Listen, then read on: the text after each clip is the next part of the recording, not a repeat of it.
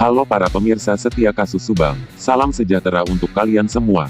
Semoga hari ini kalian diberikan kebaikan dan kesehatan oleh Allah Subhanahu wa Ta'ala. Amin.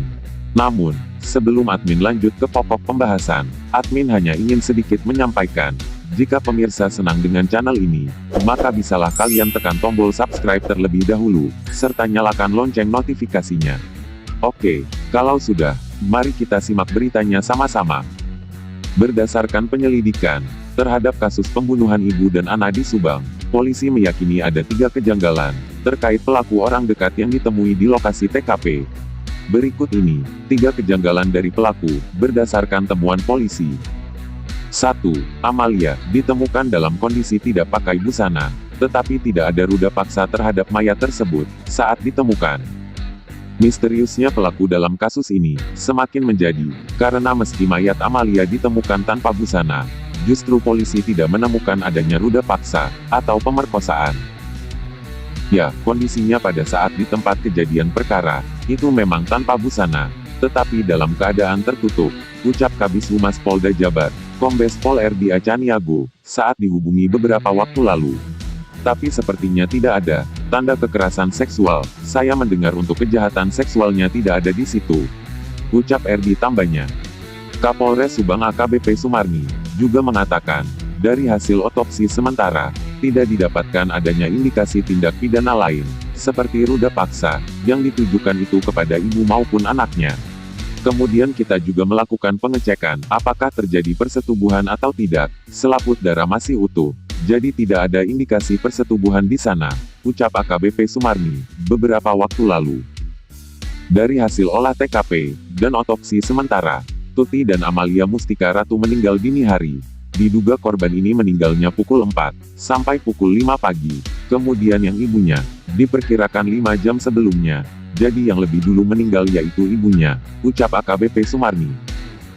Yang kedua, ada uang 30 juta di dalam rumah, tapi tidak diambil pelaku. Kuasa hukum Yosef Rohman Hidayat mengatakan bahwa ada uang 30 juta di dalam rumah saat perampasan nyawa itu terjadi. Iya, ada uang 30 juta di rumah, tapi tidak diambil. Saat ditemukan, uangnya masih ada, dan sempat dijadikan barang bukti oleh polisi, ucap Rohman Hidayat, saat dihubungi beberapa hari yang lalu. Menurut keterangan dari Yosef, uang 30 juta itu merupakan uang gaji guru di SMK swasta di Kecamatan Serang Panjang Kabupaten Subang. Seperti kita ketahui, Amalia merupakan bendahara Yayasan Bina Prestasi Nasional yang mengepalai sebuah SMK swasta di Kecamatan Serang Panjang. Itu uang gaji guru sempat dijadikan barang bukti oleh polisi. Namun pada tanggal 25 Agustus tahun 2021 lalu, sudah dikembalikan ke Pak Yosef, sudah ada tanda terimanya, ucap dia. Selain uang 30 juta, polisi juga sudah mengembalikan sejumlah barang bukti, yang sempat diambil di lokasi kejadian.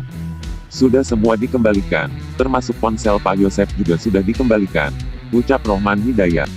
3. Toyota Alphard juga tidak diambil pelaku. Toyota Alphard, tempat ditemukannya kedua mayat anak dan ibu tersebut, nyatanya tidak diambil oleh pelaku. Kapolres Subang AKBP Sumarni menyebut kematian anak dan ibu itu diduga bukan karena perampokan atau pencurian dengan kekerasan. Kalau pencurian, memang tidak ada barang berharga yang hilang, sudah dicek ya tadi sama tim, tidak ada yang hilang, hanya berantakan saja, ucap AKBP Sumarni di lokasi kejadian beberapa waktu lalu. Nah, gimana pendapat kalian mengenai berita ini? Berikan jawaban kalian ya, di bawah kolom komentar.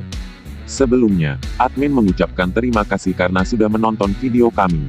Jika ada kesalahan dari apa yang admin sampaikan, maka admin meminta maaf yang sebesar-besarnya, karena admin juga manusia, yang tak pernah luput dari kesalahan.